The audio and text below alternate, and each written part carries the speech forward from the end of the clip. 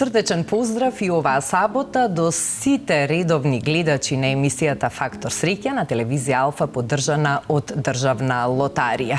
Во овој месец март сведоци сме на многу концерти кои што се одржуваат во месецот посветен на жената, а пред нас е големиот втор солистички концерт на Јоце Панов кој што ќе се одржи на 18 март во Македонската филхармонија.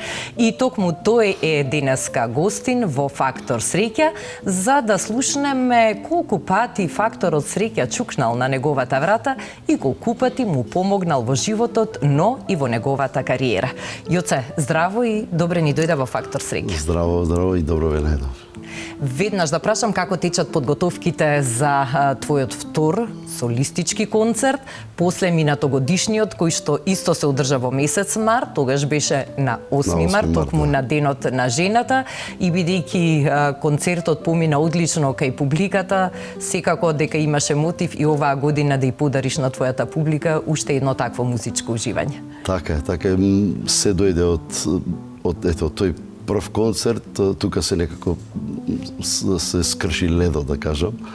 И тие убави реакции после концертот еве цела година веќе неминовно беше да повториме и да има и оваа година концерти, инаку подготовките се во полна парја, работиме максимално да сите сектори сме посветили да од минатата година се што на некој начин ние гледаме што од прилика можеби не недостасувало или што фалело или што може да биде подобро, што може да биде и во сите сегменти се трудиме да биде многу и подобро од лани, зборам во техничкиот дел, но и на самата сцена се трудаме да биде скоро да ги дуплирам сите работи, дали од музичари, дали од сцена, од сценски изглед, навистина е уште поголем, како да кажам, зафат, ама среќен сум што минатата година имаше таква и убави позитивни реакции и затоа сега сакам да биде тоа уште подобро. Сон на секој интерпретатор, на секој пеач или пеачка е да се направи успешен солистички концерт.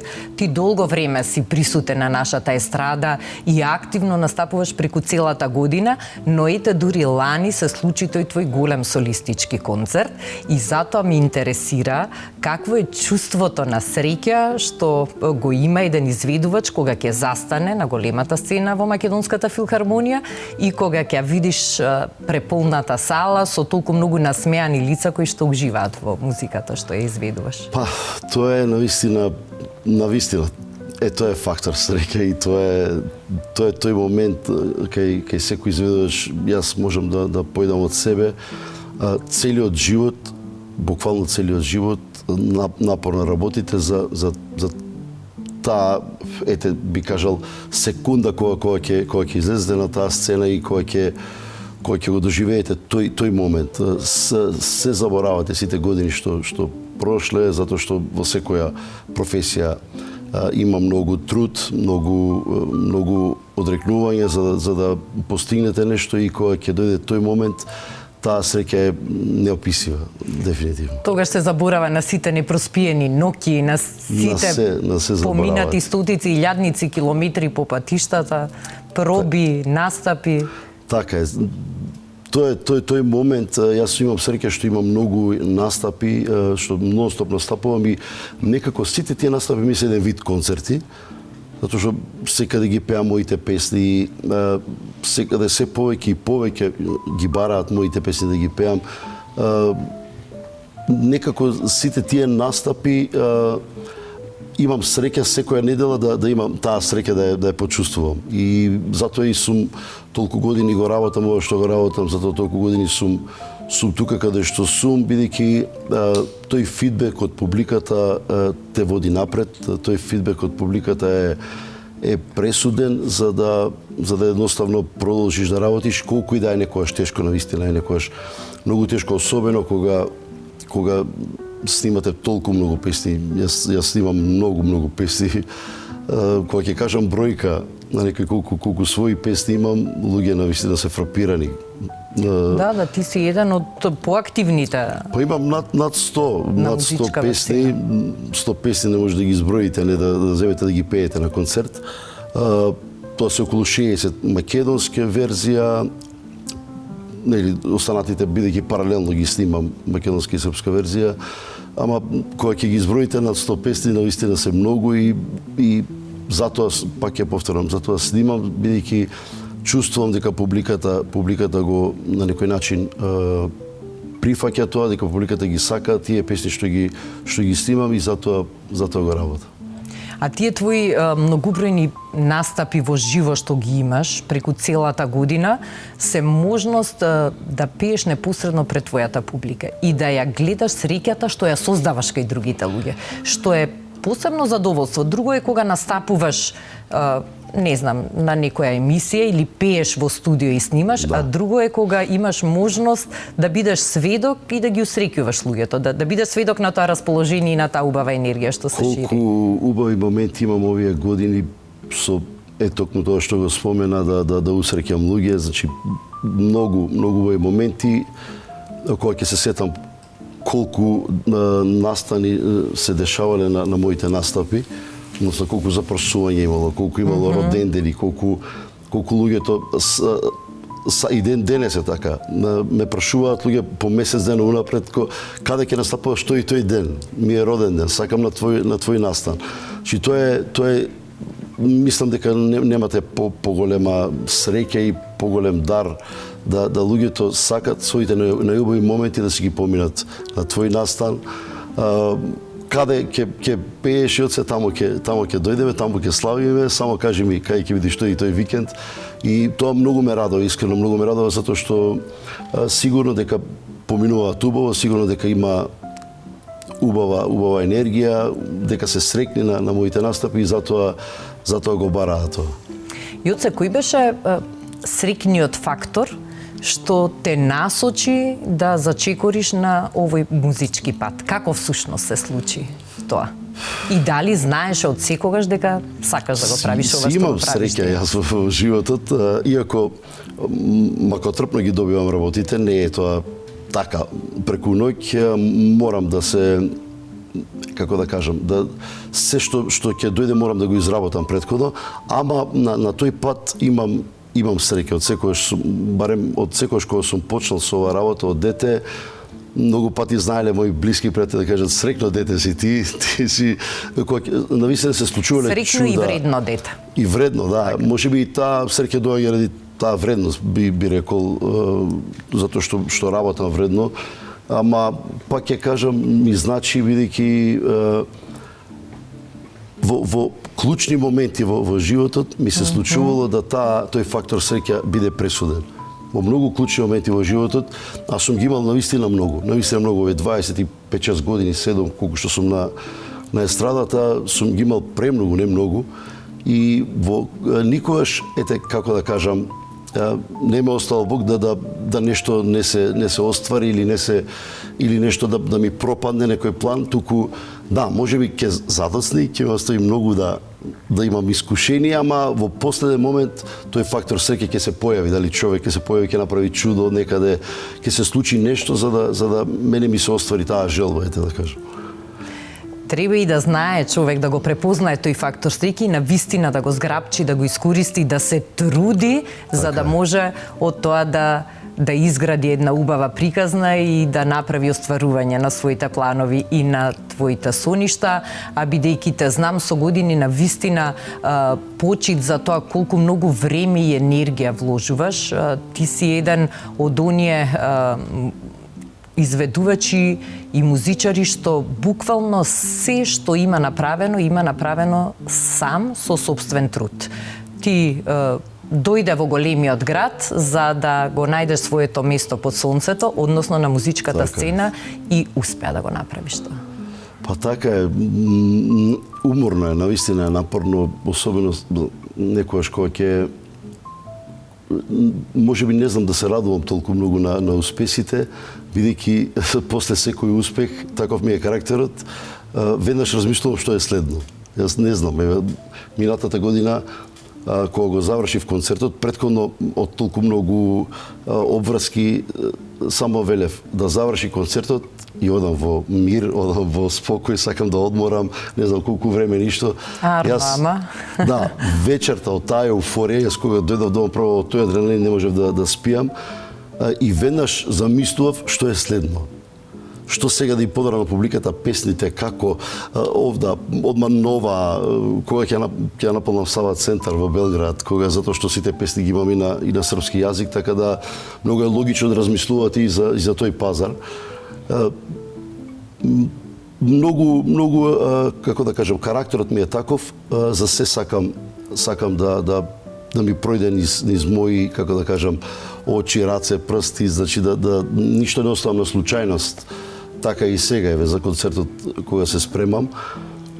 Не знам да се опуштам, не знам тоа да го допуштам, како да кажам, на професионалци кои се работат, иако можеби некој што ќе направат подобри од тоа што сакам. Ама јас сум зацртал нешто, сум видел нешто, сакам да биде така и многу сакам да бидам присутен на сите тие подготовки, што како ќе се случи и кога ми даваат идеи, сакам да бидам присутен. Ама сето тоа навистина уморува. Но вреди кога на крај ќе се случи, кога ќе се создаде таа магија во салата, кога ќе започне концертот, веќе е тоа некоја поинаква димензија и за тебе, да, за сите изведувачи кои се на сцена, позади тебе и за тие што се пред тебе, односно публиката. Јоце, пред да продолжиме, да ми кажеш дали си играл игри на среќа, дали уплаќаш лото, бинго, дали гребеш гребки? Јас ретко, затоа што многу ретко поминувам покрај трафика да си купам, ама кога поминувам секојаш купувам. Секојаш ќе купам и секојаш сум со таа да ми се падна, ама треба да играш за да нешто добиеш, така да. Ама имам пријател кој често греби и често добива, така да мислам дека ете сигурно е и има, ама треба човек да е навистина и во ова да е упорен, редовен и да си ја бара среќата. И па ајде да видиме денес колку ќе имаш среќа од една од Урбан Стил. Еве ова. Каде што има парични добивки и има награда електричен скутер, повели и да видиме сега што ќе изгребеш, ете ти го спомна твојот верен пријател, соработник, придружник Димче, ќе го поздравиме, кој што има многу среќа во игрите на среќи, нека му се множи, ајде да видиме. Ајде да видиме дали сум. Дали ќе се принеси и на тебе нешто од таа негова среќа? 2 пулиња со 50 денари. Тоа е ознака за екоскутерот. Да. Ќе видиме. Ајде, од третото поле со 50 денари. Значи, сепак е добитна гребката и ќе можеш да си ја замениш во продажните места на државна лотарија за нова гребка или за 50 денари. Не си без ништо. Не сум без ништо, зашто имам среќа. Добро. Еве, 50 денари. Ништо, ти дружиш си се со Димче и понатака, па може ќе се израдуваш некогаш и на некоја покрупна добивка, како што тој често уме да изгреба, бидејќи е верен и пасиониран играч на овие игри што ги приредува државна лотарија. Јоце го спомна Белград, го спомна српскиот пазар, ти си еден од ретките кои што навистина паралелно гради кариера и тука и надвор од нашата земја, што не е лесно, бидејќи таа музичка сцена во Србија е голема сцена, каде што има огромна конкуренција, има многу голема продукција музичка во текот на целата година, но тебе уште од почетоците што ги правеше настапувајќи на музичките фестивали надвор од Македонија, некако публиката и таму ти е наклонета и те сака. Па да, во многу наврати сум кажал дека паралелно ми почна така кариерата да се наметна, да снимам на 2 јазика паралелно.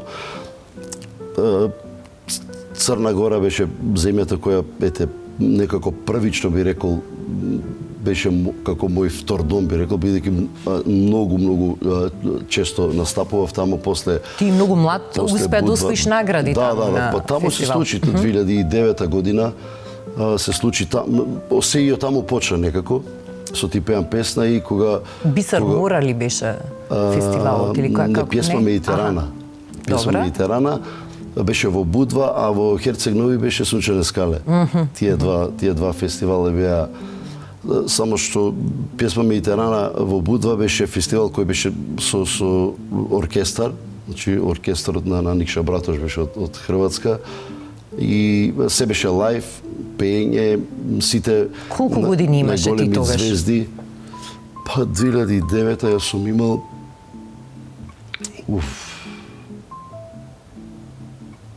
20 Памтам нека беше прилично млад, да, беше прилично млад и дефинитивно мое некое прво искуство тогаш беше само чест да се појавите таму. Јас таа е долга приказа некојаш. Така правевме, паметам, директен пренос токму на телевизија Алфа кога коментиравме и кога сите се израдувавме кога на крај беше меѓу наградените, да. Тоа беше еден вид како Евровизија овде на овие југословенски простори.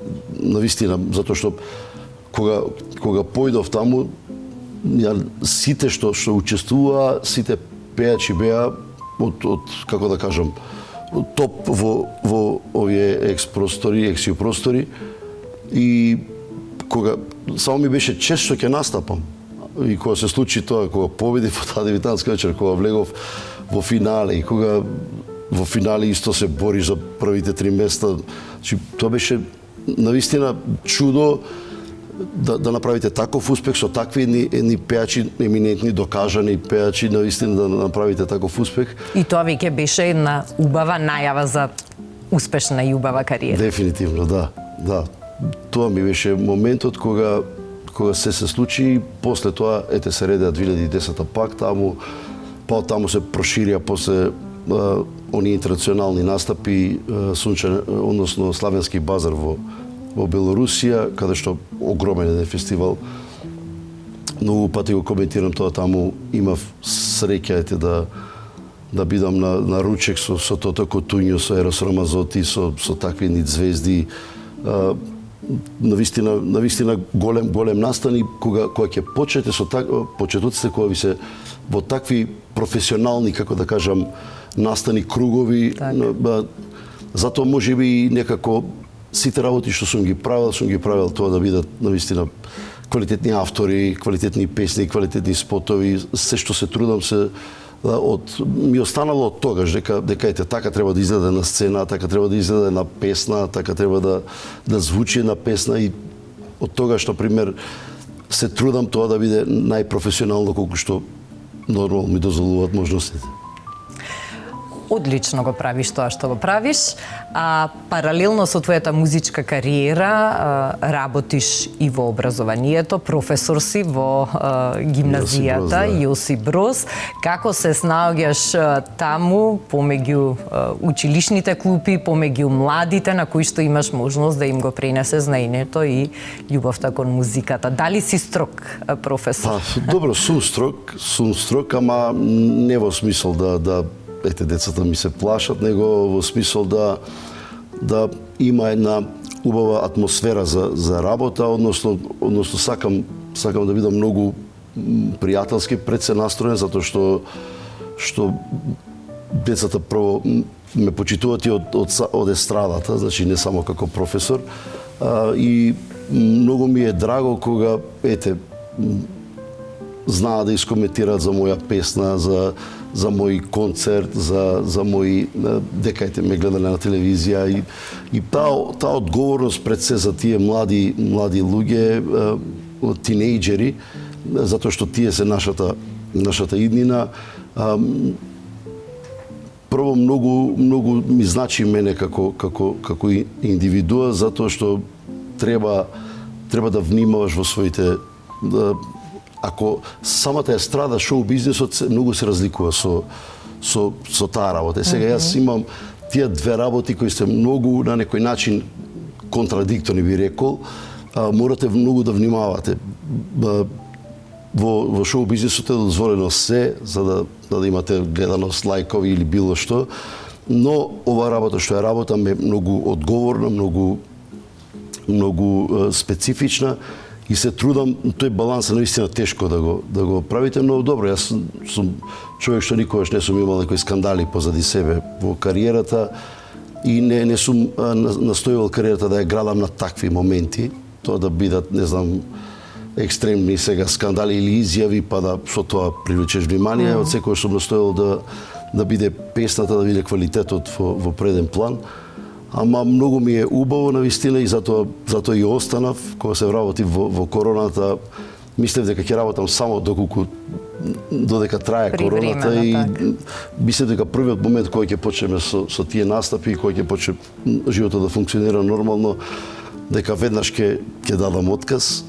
Ама таа енергија од учениците ме држи, еве се уште сум таму и навистина убаво е нешто што сум го научил во животот да им го пренесам, не само предметот музичка уметност, туку да им го пренесам и моето животно искуство, да некако на некој начин да им и многу се трудам на часовите да им ги укажам тие работи и чувствувам дека навистина ме разбираат затоа што можеби сум помлад, па некако ги разбираш и ти нив, јас ги разбирам, ама јас сваќаат некако можеби тежината на моите совети, бидејќи се уште функционирам, пеам по дискотеки, клубови каде што тие излегуваат на некој начин и те доживуваат дека тоа што им го зборувам навистина вреди, сакам моето искуство и за животот надвор од училиштето да им кажам некои работи што ете бидејќи се тинејџери во тие години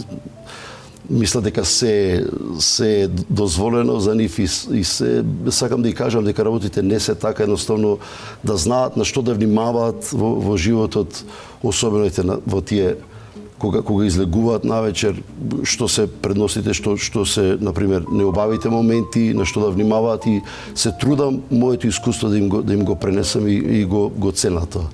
Би се чини дека една од најубавите работи е тоа кога може на младите да им се подари нешто што е квалитетно, нешто што е вредност и да те почитуваат и да имаат убави пофални зборови за тебе. Впрочем, паметам со каков респект и со каква љубов ти секогаш зборуваш за почитуваната Милка Евтимова, која што беше твоја професорка и која што навистина има придонесено многу за тоа што си. Има и професорката беше, како да кажам, едно од тие клучни елементи во мојот живот за да иако одев и кај многу професори, јас многу сакав, многу бев радознал, сакав да знам конкретно за пеењето соло, сите професори што предаваа соло пеење и на факултет, кај нас на музичкиот факултет. И ван музичкиот факултет одев на приватни часови, многу едноставно истражував, сакав да знам, сакав од овој професор ќе научам друго, од друг професор ќе научам трето. Сакав да знам и пак ќе кажам, таа бидејќи не е исто да сте добар во својата професија, ама и да сте добар педагог. Но истина се различни работи се тие. Добар педагог е навистина не би рекол реткост, но е многу, како да кажам, многу бара посвета, бара во секое ново време да се прилагодите. Не можете со систем што бил пред 30-40 години, тие тинејџери не се исти како овие сега. Дефинитивно, затоа морате да цело време да наоѓате начин како да им кажете на учениците да во ова нивно ново време, а да ве разберат. Јуце, пред точно 15 години беше дел и од тогаш младиот тим. Сега сте веќе сите во зрели години, во своите најубави продуктивни години, кога е во прашање и професијата, но и самиот живот, од музичкиот серијал Еден бакнеш во продукција на телевизија Алфа. Толку помина од толку 15 години беше заедно со Ѓорги Крстевски, Горан Наумовски, Наде Талевска, Сања Левкова и Андријана Јаневска. Станевска, исполнувавте популарни, но и не толку познати македонски евергрини, заедно со бендот, со групата под раководство на Баже Маротов. И паметам дека тогаш дури во шминкерна, кога се подготвувавте за снимање, ги читавте од телефон некои текстови, затоа што не беа мелодии што често се пееа во ресторани, во кафулиња, не се вртеа по телевизииве и по радијата, а имавте можност вие, односно сите ние, и ние како тим и како телевизија, да ги популаризираме кај младите генерации. Ден денес... И со задоволство знам дека ги пееш тие песни. Ден денес, јас сум многу горд на тој проект и тој ден денес коментарите до ден денес, 15 години не сум ни свесен дека поминале, ден денес луѓето коментираат за тој проект. Дали ми веруваш дека до ден денес кади да се појавам, наидувам пред можеби месец дена наидов на човек што бил дел од една група кај што јас сум испел нивна песна. И случајно се запознавме, спет на околности, и ме покажува како групата, кои биле изведувачи, кои се променили изведувачи, кои песни. И до ден денес тој проект мислам дека штета што на пример нема такви проекти од таков вид, зошто бидејќи извадивме многу песни што после тоа почна да прават кавери, млади пејачи на тие забавни песни. Драго ми е што ете возвративме еден убав период, еден период кога имало многу творење на македонската сцена, кога тие почетоци на македонската музика, композиторите, пејачите, кога правеле нешто својна, да имаме песни на македонски јазик, забавни песни, убави. И многу ми е драго, мислам дека, иако беше една година, мислам дека фативме, па ајде да не кажам се, ама многу голем процент од тој забавни, од тие поп песни, забавни песни и рок, например, од македонската сцена. И мислам дека и тој проект придонесе и вие во таа животна доба да осозреете, да отворите нови хоризонти, да збогатите и собствената ризница и да ги развиете и собствените капацитети. Беше многу професионално, навистина. Се сеќавам во овие студија по цели денови, например, беше многу професионално од типот на бенд со распишани ноти, со аранжмани, значи да ги слушаш, па имаше снимки што беа многу стари, па не добро разбирлив текст, например. Па имаше ситуации кога ти беше со повредена нога, но не откажа снимање и дојде повреден да пееш, да настапаш, со штаките таму и јас навистина убави моменти, па токму тие се моменти што сум имал среќа во животот да учествувам цело време во професионални проекти. Од сам почеток на мојата кариера и до емисијата Еден бакнеш и до многу такви проекти сум имал среќа да работам со вистински професионалци и можеби тоа некако ми направило во животот да се и однесувам така професионално. Јоце, настрана музиката и настрана работата како професор, кои се другите нешта кои за тебе значат среќа? Што во секојдневието те прави среќа? И како ја дефинираш среќата? Сега, например, овие 6 години ме прави Лука среќен. Затоа што кога ќе се осврнете од се што трчам, што правам, на крајот кога ќе се запрашате суштината, пак, например, пак е на некој начин тој момент, фамилијата, значи семејството и тие се моменти што за жал јас многу ретко ги имам, бидејќи сум нон-стоп некаде по обврски и кога ќе имам можност, например, кога имам можност да повеќе време да одвојам, да видам сат, 2, 3, например, да видам со Лука, тие ми се моменти, како да кажам, што скрос ме оттргнуваат од сите овие мои зацртани визии што ја морам да ги постигнам и некако доаѓам свој на своето едноставно. Во последните неколку години е тој момент. Инаку, многу пријателите, например, пријателите ме прават многу среќен, затоа што пријателите, иако се некако со целата моја кариера присутни, ама се со други професии, и ми е драго затоа што сум полабав. Сум полабав кога ќе се видиме, например, разговараме за сосема други нешта, значи не сум оптоварен цело време да мора да биде тоа музика, да мора да биде тоа кариера, сега како она, туку напротив, среќен сум што малку имам вистински пријатели, вистински да имате денес е дар од Бога, а јас имам малку вистински пријателки, исто, така да, ама кога сум со тие луѓе ми е многу убаво и сум многу среќен. Знам искрено да се насмеам од срце, затоа што ќе кажеме работи што се најнормални, најприродни од секојдневието. Тие се тие моменти што ме прават среќен. Пред да го заокружиме нашето дружење и нашиот разговор и еве на само неколку дена пред твојот втор голем солистички концерт, да не заборавиме да спомнеме и воедно да ти честитам и за новата песна Жена вистинска, која што еве ја промовираш наспроти концертот, уште еден убав подарок за женската публика на која што си и миленик токму во женскиот месец. Така е.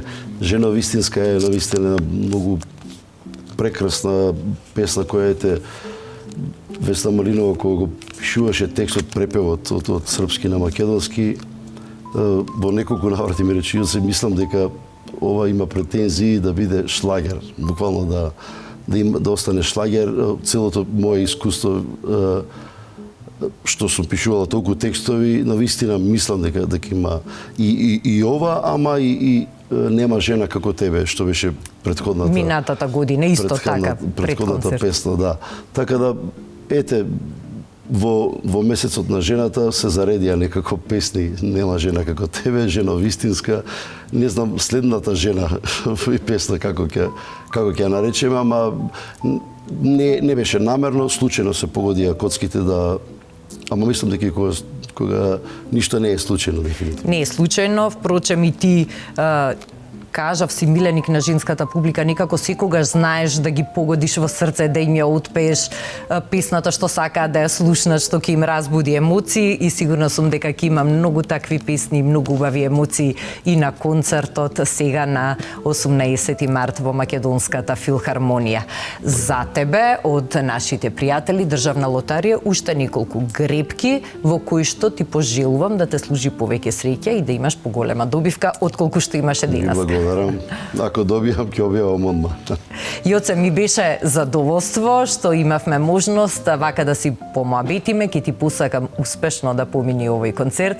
Секако дека ќе бидеме таму да уживаме заедно со тебе, заедно со 40 музичари кои ќе бидат на сцената позади тебе, и со нетрпение очекуваме да ни подариш уште една таква убава и незаборавна музичка вечер. Благодарам премногу и ве чекам во среда во Македонска филхармонија, и за тоа што ќе се случува таму ќе зборуваме после концертот. Така е. Фала ти многу уште еднаш. Се надевам дека и вие уживавте во денешниот разговор со Јоце Панов.